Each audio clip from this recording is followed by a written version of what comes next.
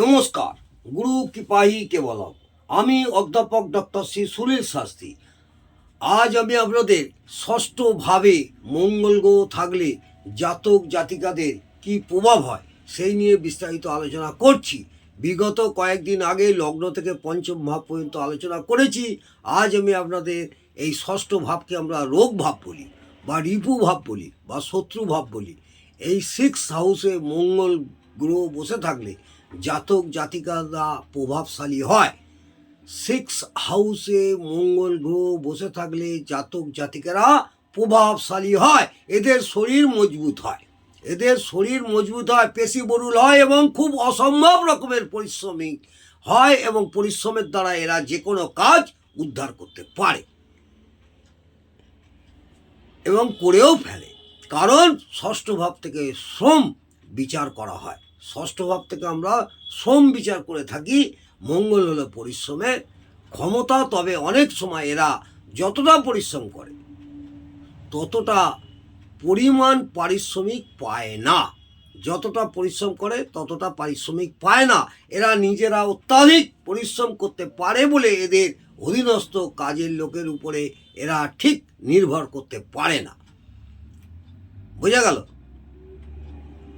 এদের নিজেদের অত্যাধিক পরিশ্রম করতে পারে বলে এদের অধীনস্থ, এদের কাছে যারা কাজ করে, সেই সব লোকের উপরে এরা নির্ভর করতে পারে না। সোজা কথা। তাই এদের কাছে লোকদের সাথে ঠিক বনিবনাও হয় না। এদের কাছের লোকেদের সঙ্গে বনিবানা হয় না। এরা যে কাজের লোক রাখবে তাদের সঙ্গে খুব একটা বনিবানা হয় না এবং মনোমালিন্য হয় এবং অশান্তিও হয়। কারণ এরা নিজেরাই পারিশ্রমিক, তাই কাক্ষর কাজ এদের পছন্দ হবে না। এরা খুব রাগী হওয়ার জন্য ও এদের কথাবার্তা উগ্রতার জন্য এদের গোপন শত্রু বেশি থাকে বা সৃষ্টিও হয়। গোপন শত্রু সৃষ্টি হয়, তবে শত্রুরা এদের বেশি ক্ষতি করতে পারে না। এই সব জাতক জাতিকাদের শত্রু বেশি ক্ষতি করতে পারে না, অর্থাৎ এরা শত্রু দমন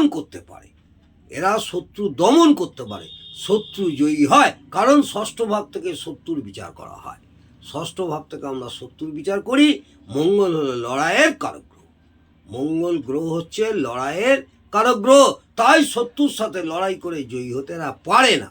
মামার বাড়ির সাথে এদের সম্পর্ক ভালো থাকে না বা নষ্ট হয়ে যায়। এই সব জাতক জাতিকাদের মামার বাড়ির সঙ্গে সম্পর্ক একদমই ভালো থাকে না, কারণ ষষ্ঠ ভাব থেকে মামার বাড়ি অর্থাৎ মাতুলালয় বিচার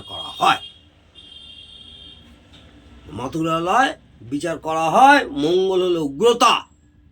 মঙ্গল গ্রহ হচ্ছে উগ্রতা, জেদি এবং খুব উগ্র এবং রাগীও হয়। এটা মাথায় রাখবেন। অর্থাৎ মাতুল বাড়ির বিচার করা হয়। মঙ্গল উগ্রতা, এদের আর্থিক সচ্ছলতা থাকে, কিন্তু মঙ্গল যদি পাপ পীড়িত হয় তাহলে এদের ঋণ প্রচণ্ড হয়ে যেতে পারে, ধার দেনা হয়ে যেতে পারে, হাত খালিও হয়ে যেতে পারে। এরা একটু বেশি ভোজন রসিক হয়, খাদ্য রসিক যাকে বলে, অর্থাৎ নানা রকম মশলাদার খাবার খেতে এরা পছন্দ করে বা ভালোবাসে। এই রকম অপরিমিত খাওয়ার জন্য অনেক সময় এদের স্বাস্থ্য ভঙ্গ হয় এবং পেটে হজমের সমস্যাও হয়। এছাড়া এরা অতিরিক্ত পরিশ্রমের ফলে, এইসব জাতক জাতিকারা অতিরিক্ত পরিশ্রমের ফলে ঠিক সময় মতো খাওয়া দাওয়া করে না। যখন খায় তখন অনেকটা খাবার খায়, ফলে শরীর খারাপ করে। তবে বলে রাখা ভালো, এরা নিরামিষের থেকে আমিষ খাবার বেশি পছন্দ করে। এই সব জাতক জাতিকারা নিরামিষের থেকে আমিষ খাবার বেশি পছন্দ করে। এরা ঝোল খাবার একদম খেতে পারে না, কারণ মঙ্গল শুষ্ক গ্রহ। এই মঙ্গল রাহু ও শনির দ্বারা যুক্ত হলে, এই মঙ্গল যদি রাহু ও শনির দ্বারা যুক্ত হয়, এদের কোনো বড় দুর্ঘটনা ঘটতে পারে, অ্যাক্সিডেন্ট হতে পারে, যার থেকে অঙ্গচ্ছেদ পর্যন্ত হতে পারে এবং এই ক্ষত থেকে আবার কোনো রোগও হতে পারে। এই যে অ্যাক্সিডেন্ট হলো, সেই যদি ক্ষত থাকে সেই ক্ষত থেকে কোনো রোগও হতে পারে। এদের রক্তক্ষরণজনিত রোগ হয়। এই সব জাতক জাতিকাদের রক্তক্ষরণজনিত রোগ হয়, কারণ ষষ্ঠ ভাব হলো রোগ, মঙ্গল হলো রক্তের কারক গ্রহ।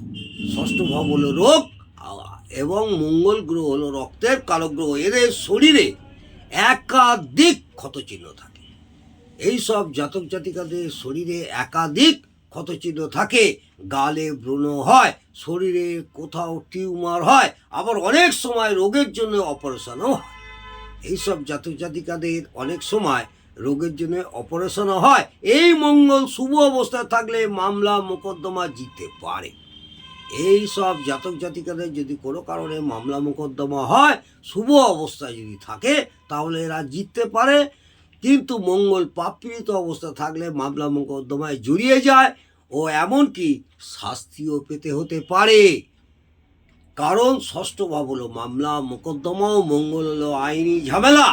মঙ্গল গ্রহ হলো আইনি ঝামেলা। অবশ্যই মনে রাখতে হবে, এই ষষ্ঠ ভাব অবস্থিত মঙ্গল যদি খুব খারাপ অবস্থায় থাকে, যেমন ষোড়শ বর্গে বর্গবল ভালো পায় না, ষষ্ঠ ভাবটা যদি মিত্রক্ষেত্র হয়, অর্থাৎ রবি চন্দ্র বা বৃহস্পতির ক্ষেত্রে, বা ষষ্ঠ ভাবটা যদি মকর রাশিতে হয়, অর্থাৎ মঙ্গলের তুঙ্গক্ষেত্র হয় বা মূল ত্রিকোণ ক্ষেত্র হয়, বা কোনো শুভ গ্রহের দৃষ্টি পায়, বা এই মঙ্গলের নক্ষত্রপতি গ্রহ যদি শুভ গ্রহ হয়, বা ষষ্ঠ ভাবের সাথে যদি কোনো শুভ গ্রহ যুক্ত থাকে, তাহলে উপযুক্ত অশুভ ফলগুলি অশুভত্ব কমবে এবং শুভ ফলগুলি শুভত্ব বাড়বে।